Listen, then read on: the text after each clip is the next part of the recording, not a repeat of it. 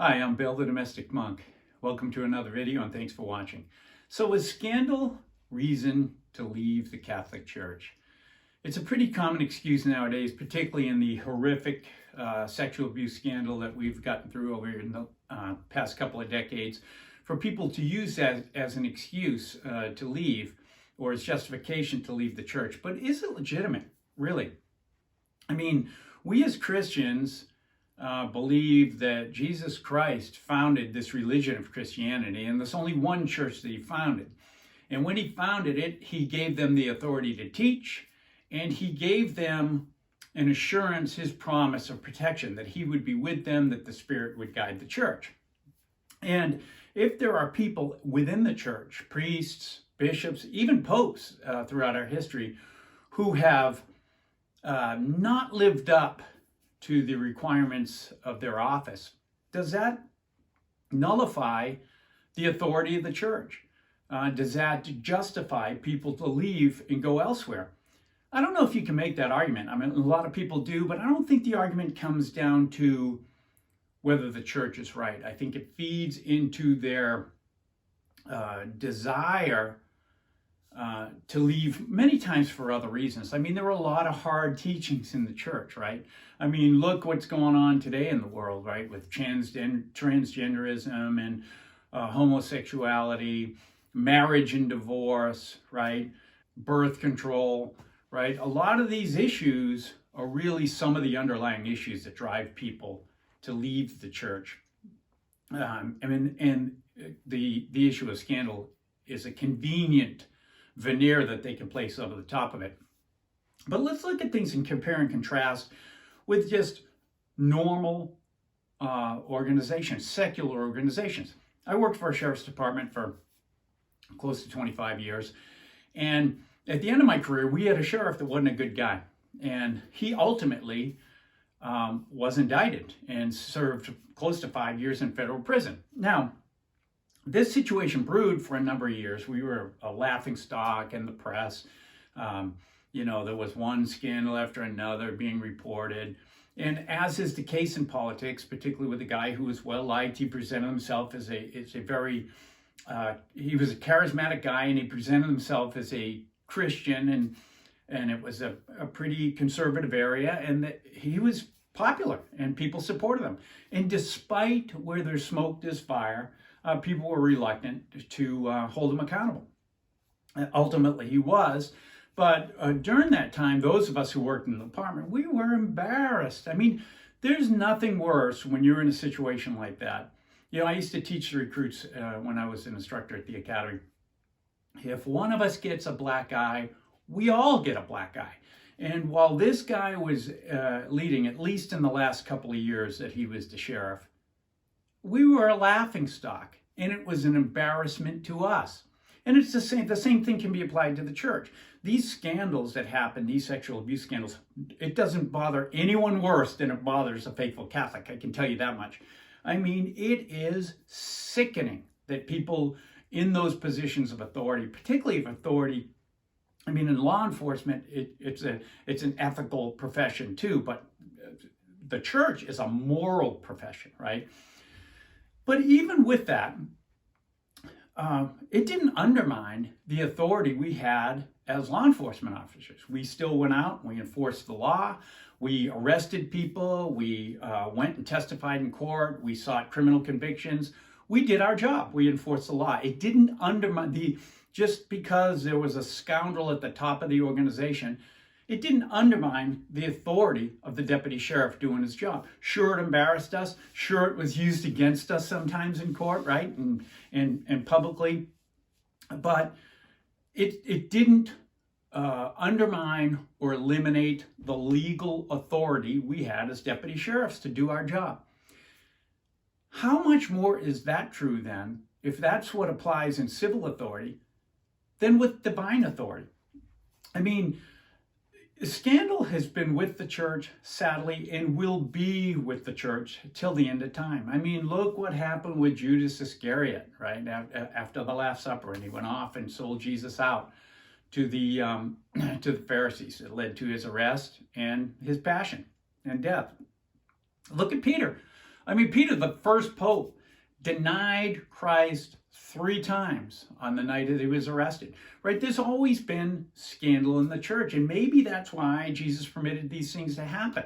And he showed in those 2 circumstances. You have one person who Judas Iscariot, who made the choices he made, and he never repented of those, and his life ended in despair and suicide. But Peter did repent and came to the Lord and asked for forgiveness, and look at him. He became the leader of the church. And it's the same thing here. We can't have it both ways. If Jesus founded a church, he gave it his authority and his promise that he would be with it until the end of the age. Well, we either believe Jesus, right? We're followers of Christ, or we don't. I mean, you can't have it both ways. And that's the thing with all these Protestant denominations that oppose the church and oppose church teaching, who protest the church, right? They're protesting Christ. I mean, in order to take a position that the church has fallen, you're essentially calling Jesus a liar. An individual or many individuals within the church that have gone astray does not undermine the authority that Christ gave in that church. And look what's happened over the last several decades within the church. People like to look at the negative examples. And that's common with human beings, right? We pick out the exception and not the rule and exacerbate it. Just like in the sheriff's department I worked with. Sure, there was a corrupt sheriff and some of his cronies at the top, but the vast majority of that department were hardworking deputy sheriffs who were embarrassed about what was going on and came in every day and did their job for the citizens of Orange County. It's the same thing in the church. It's the same thing in the church. Mother Teresa, over in the last several decades, Saint Padre Pio, Saint Mother Teresa, Saint John Paul II. These holy souls were living in our church at the same time that these scoundrels were going around corrupting the teachings of the church.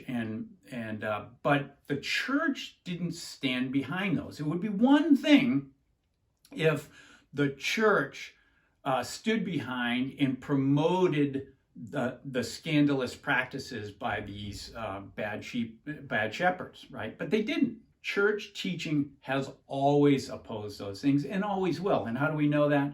Because Christ has guaranteed that his church will not fail. So, that's, again, part of what I'm trying to do here in these videos is encourage people to really look at the basic and fundamental reasons to be a Christian. And in order to do that, you have to discern what are Christ's teaching. And in order to do that, you have to have a right basis for that understanding. I mean, just like the sheriff was the big game in town and local law enforcement, the church is the big game in town when it comes to Christianity. Nobody hates the church worse than the world or the devil, right? I mean, that's who everybody goes after, the Catholic Church. So when somebody within the Catholic Church, particularly in the hierarchy, falls to scandal, that's what they make an example of, right? Because that is the main church in town. A lot of our Protestant brothers, sadly, have already compromised on many of the doctrines that the Catholic Church is still, the bulwark and seawall against our culture today, right? Abortion, birth control, gay marriage, all of these things that are brewing up in our culture right now. What is the institution that is standing solidly on the teachings of Christ? It is the Catholic Church. And it's been that way for over 2,000 years. This has been an organization. There is no organization on the face of the earth that has lasted this long and been as unified as it has been over the centuries. There's a reason for that. You don't see that in any other Protestant sect. I'll give you an example. I come from Orange County, California. There was a popular pastor out there, Robert Schuller, who created the Crystal Cathedral in Garden Grove, California. Beautiful campus. And he was a very engaging, charismatic, evangelical Christian. And at the end of his life, he ended up selling that facility to the Catholic Church, and it is now Christ Cathedral, and is the cathedral for the Catholic Church in the Diocese of Orange. I know I worked there on the bishop's detail for a couple of years before I moved out here to California. And Robert Schuller himself was instrumental in ensuring that the Catholic Church got that. There was a college that was, during the bankruptcy process, offered to pay substantially more than the Catholic Church, and Robert Schuller stepped in to do that. Now, his children are in ministry, but it's been a disaster. His children have been a disaster, and he wasn't able to pass that successful Protestant organization that he built and fostered over all those years based on his charismatic enthusiasm onto his children. And he knew that he just couldn't leave it to them. He left it to the Catholic Church. And I think there's a reason for that. So, it's easy to give an excuse, but I think what we really have to do is dig deep and ask ourselves, look at the teachings of the church. And our obligation is to conform to the teachings of the church, not to say, well, this teaching is too hard, and so I'm going to go someplace else that offers a teaching more in line with what my views or how I want to live my life, or where I may not feel so judged, right? Rather than live up to that teaching that Christ requires of us. He even said these are hard teachings, but to us who are true Catholics, true Christians, we're like Peter. Where else can we go? So, that is my thought. That's what's weighing on my mind today, particularly in this world where there's so much scandal and division, and everybody's pointing fingers at the church and at each other. And it's like, hey, the church, in my opinion, those issues are going to take care of themselves. Why? Because Jesus Christ is in heaven looking over his church, and his Spirit is guiding it. And so, those things are going to go on. Our job is to be good Christians. Love God and love our neighbor as ourselves. That's our job. If we all members of the church did that and let the guidance of the Holy Spirit handle the rest, man, this would be a much better world. So I hope you enjoyed this video. And as always, siempre adelante.